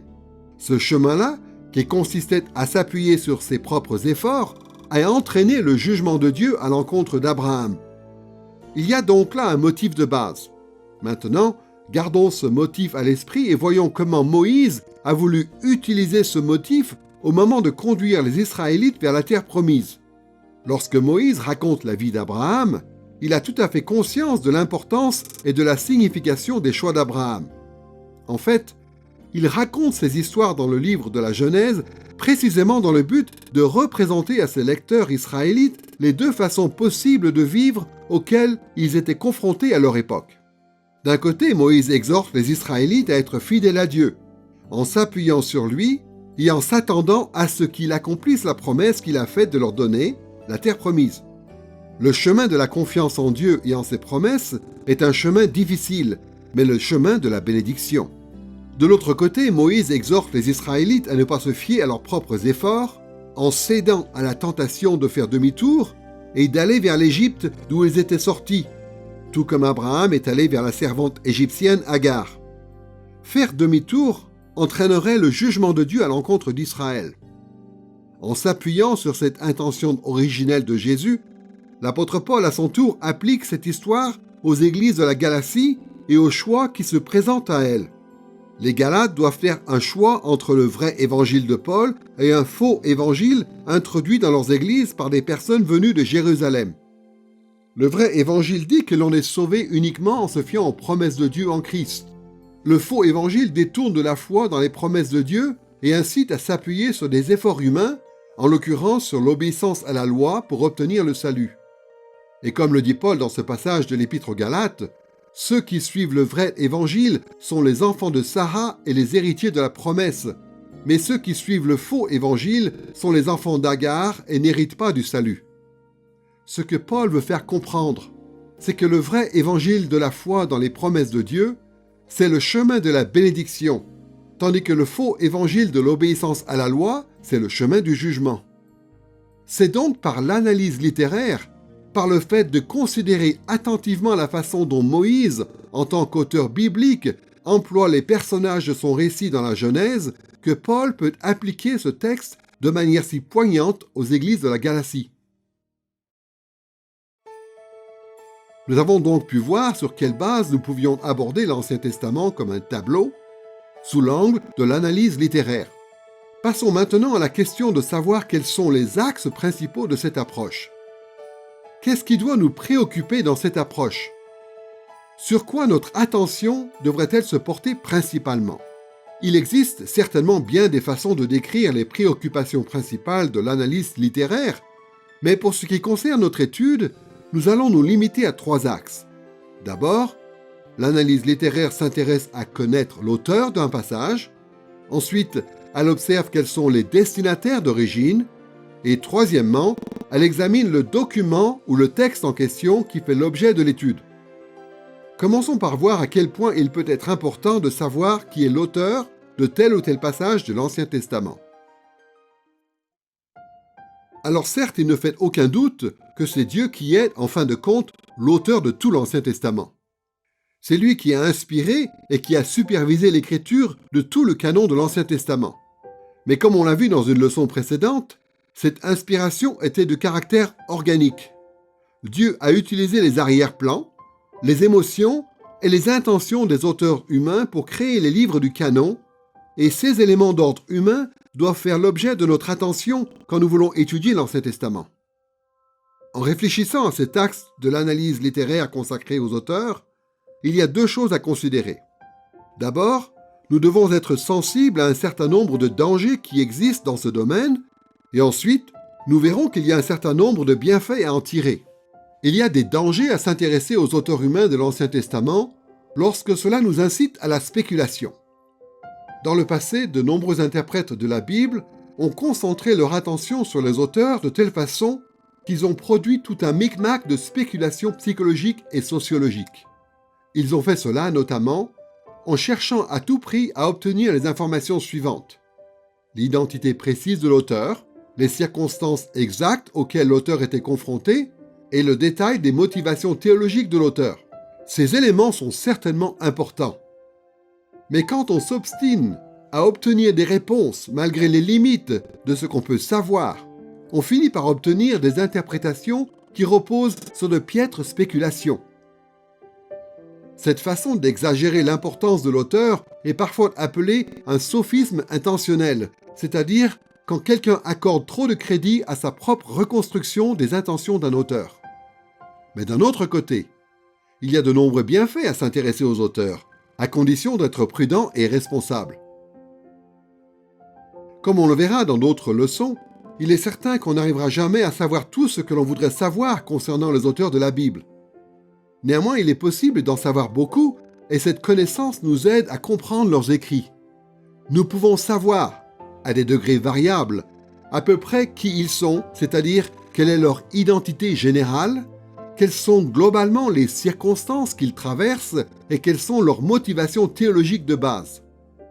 Prenons par exemple l'auteur des Chroniques, qu'on appelle parfois le chroniqueur. Nous ne savons pas pour sûr qui était cette personne. Nous ne connaissons pas son nom, ni exactement quel était son rang dans la société, ni même quelle est l'époque exacte à laquelle il a vécu et à laquelle il a écrit son livre. Nous ne savons pas grand-chose concernant son profil psychologique, ni quelles étaient ses forces et ses faiblesses. Et donc, si l'on devait s'appuyer fortement sur ce type d'éléments dans l'interprétation de son livre, on risquerait de s'appuyer sur des hypothèses complètement erronées. Malgré tout, il y a des informations importantes que l'on peut découvrir à son sujet à partir de l'Ancien Testament lui-même. Nous savons par exemple que le chroniqueur a vécu et écrit son livre quelque temps après l'exil, après le retour d'un certain nombre d'Israélites en terre promise. C'est un élément que l'on peut savoir, car les généalogies de 1 Chroniques chapitre 9, versets 1 à 44, établissent la liste de ces Israélites qui sont revenus, et le tout dernier verset de son livre, dans 2 Chroniques chapitre 36, verset 23, mentionne l'édit de Cyrus le Perse, autorisant les Juifs à retourner dans leur pays.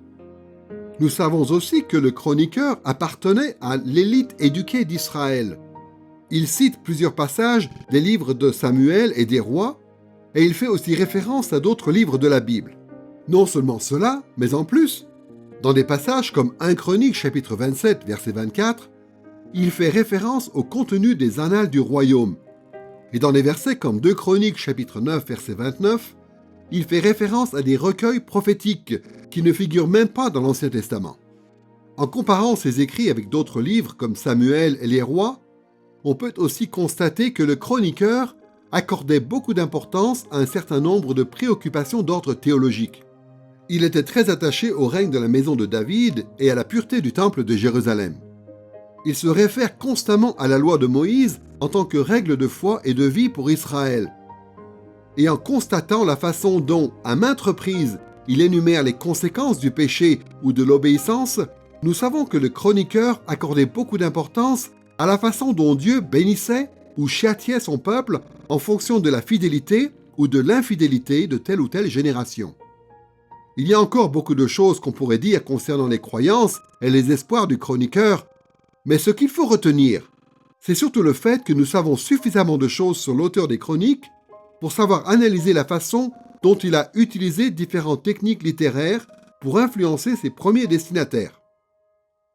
Et pour ce qui concerne les autres auteurs bibliques, nous avons souvent encore plus d'informations à disposition, ce qui montre que le fait de s'intéresser aux auteurs lorsqu'on veut interpréter l'Ancien Testament comporte de nombreux bienfaits.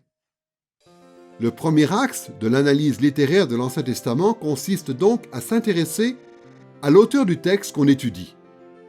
Mais deuxièmement, il faut aussi se poser la question de savoir qui étaient les destinataires d'origine. Quelle était leur situation? Comment étaient-ils censés être influencés par les Écritures qui leur étaient adressées? Encore une fois, de la même façon qu'il y a des dangers et des bienfaits à s'intéresser aux auteurs des livres de l'Ancien Testament, il y a aussi des dangers et des bienfaits possibles quand on s'intéresse aux destinataires d'origine. D'une part, comme on l'a dit concernant l'étude des auteurs bibliques, il existe le risque de faire reposer beaucoup trop lourdement l'analyse littéraire d'un texte sur une connaissance détaillée de la situation des destinataires. Certains interprètes de la Bible ont recours à des spéculations concernant l'identité précise des destinataires. Ils reconstituent dans le détail les circonstances spécifiques auxquelles les destinataires étaient peut-être confrontés. Ils imaginent leur profil psychologique. Ils vont jusqu'à se représenter leurs forces et leurs faiblesses. Quand ces éléments, qui sont ténus, occupent une place trop importante dans l'interprétation, il existe encore une fois ce risque de spéculation psychologique ou sociologique. Cette façon d'exagérer l'importance des destinataires dans l'interprétation d'un texte est donc parfois appelée un sophisme affectif. Reprenons l'exemple du livre des Chroniques. Nous ne savons pas si le chroniqueur destinait son texte à un groupe précis de personnes, comme les prêtres ou la maison de David, ou bien s'il le destinait au grand public.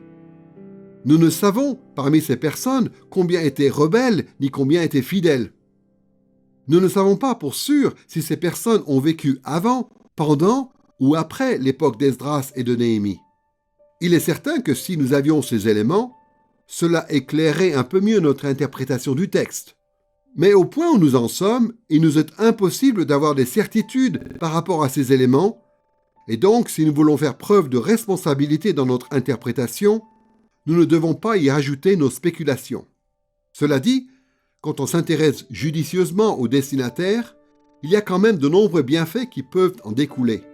Généralement, il y a quand même beaucoup d'informations générales que nous pouvons découvrir. Globalement, nous savons que les destinataires d'origine étaient capables de comprendre, voire peut-être même de lire, l'hébreu ancien. Souvent, nous savons quelle est leur situation géographique générale. Et souvent, nous savons aussi quels sont les événements importants qu'ils ont connus. Nous avons aussi conscience que parmi les destinataires, comme presque toujours, il y a des fidèles et des infidèles par rapport à l'alliance et par rapport à leur relation avec Dieu. Il y a donc un certain nombre de choses qu'on peut savoir concernant les destinataires d'origine. Le fait que les généalogies de 1 Chronique chapitre 9 s'achèvent avec une liste de personnes qui sont revenues dans le pays montre que le chroniqueur a écrit son texte en terre promise et qu'il le destinait aux gens qui vivaient là avec lui. Nous pouvons apprendre beaucoup de choses concernant les conditions générales de la société où vivaient ces gens, grâce à des livres comme ceux d'Agé, de Zacharie, de Malachie, d'Esdras et de Néhémie. C'était une période difficile. Malgré les espoirs des prophètes, seulement un petit nombre d'Israélites étaient revenus au pays. Le culte du temple était hésitant, parfois inexistant, et le trône de David n'avait pas été rétabli. Le peuple était confronté à des difficultés économiques, et Israël faisait l'objet de menaces de guerre et de conflits. Toutes ces choses qui concernent les destinataires d'origine du livre des Chroniques, nous pouvons les savoir avec une grande certitude sans avoir recours à la spéculation. Ce que l'on peut savoir concernant les destinataires des Chroniques nous aide à avoir une meilleure appréciation de l'intention et de la signification originelle de ce texte. Ainsi, l'interprétation de tout passage spécifique tiré des chroniques devrait se faire à la lumière de ce que l'on sait en général au sujet des destinataires. Nous avons donc pu relever l'importance de ces deux premiers axes de l'analyse littéraire, le premier qui consiste à s'intéresser à l'auteur d'un texte, le deuxième à ses destinataires. Maintenant, passons au troisième axe de l'analyse littéraire de l'Ancien Testament, qui est aussi le plus important et qui a pour souci principal le document lui-même.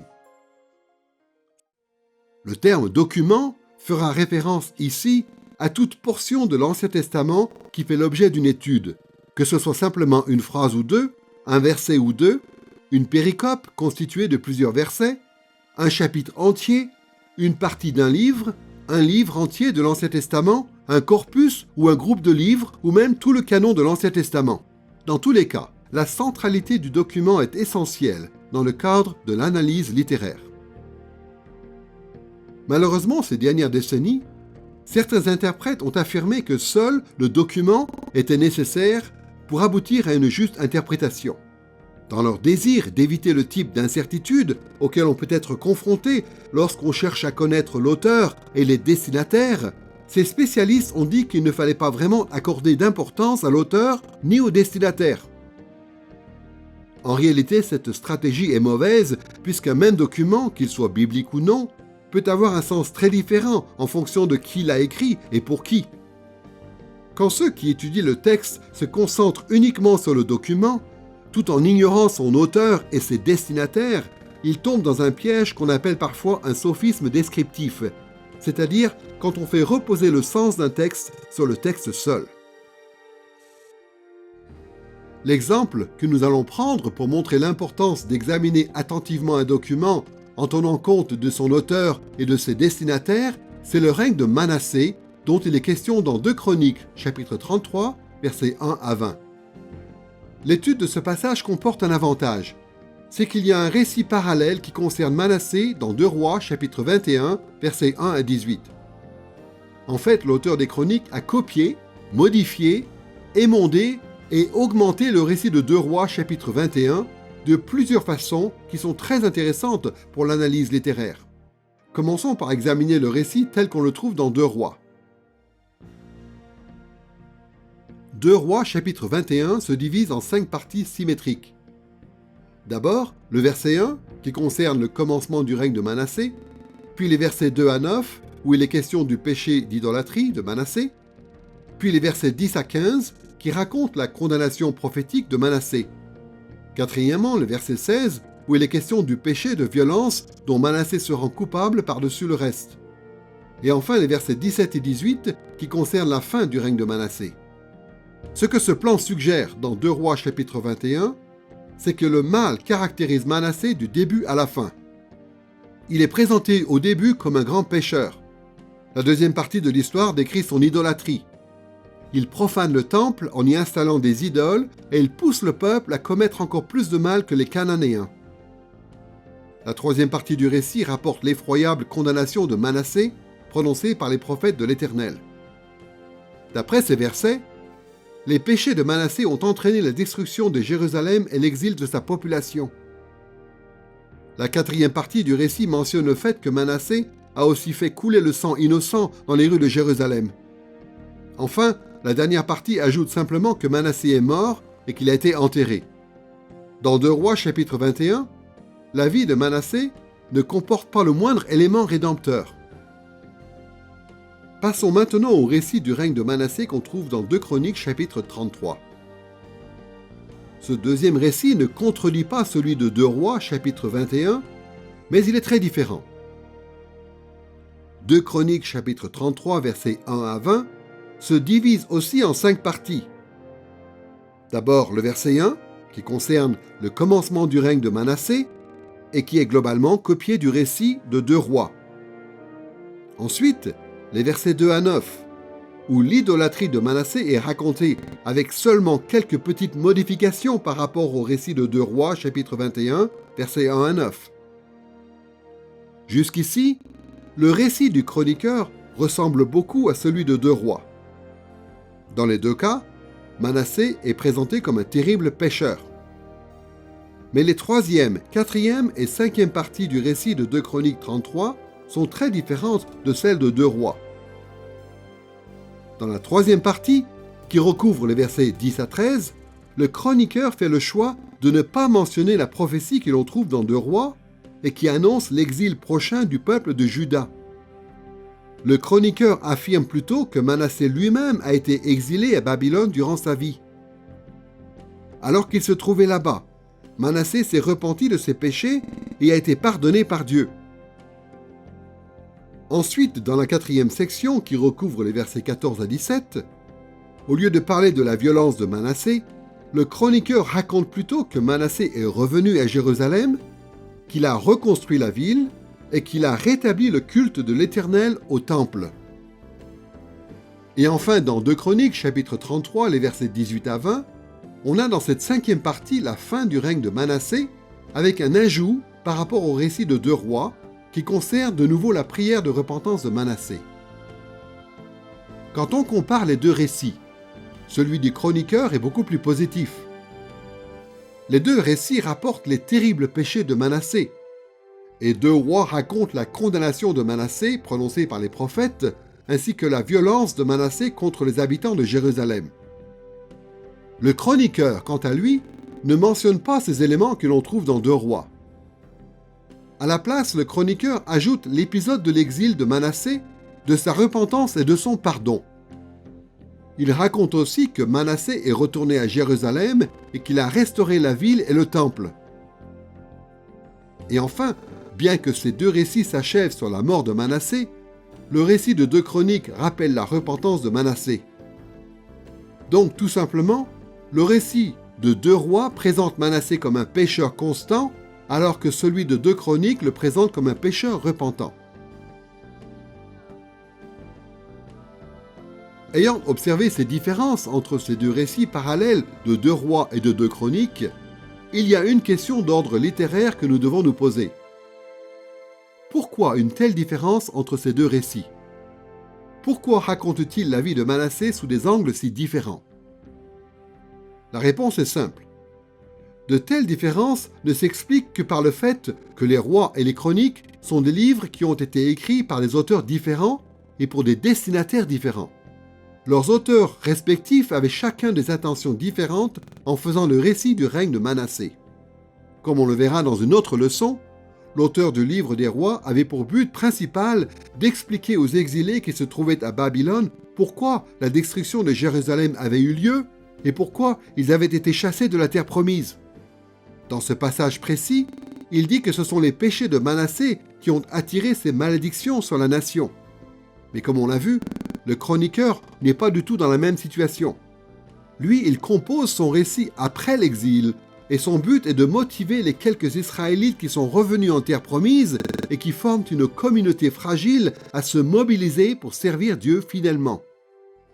C'est pour cette raison que le chroniqueur a omis d'une part et a ajouté d'autre part plusieurs choses qui étaient vraies concernant Manassé. Il a fait cela en fonction du but qu'il recherchait.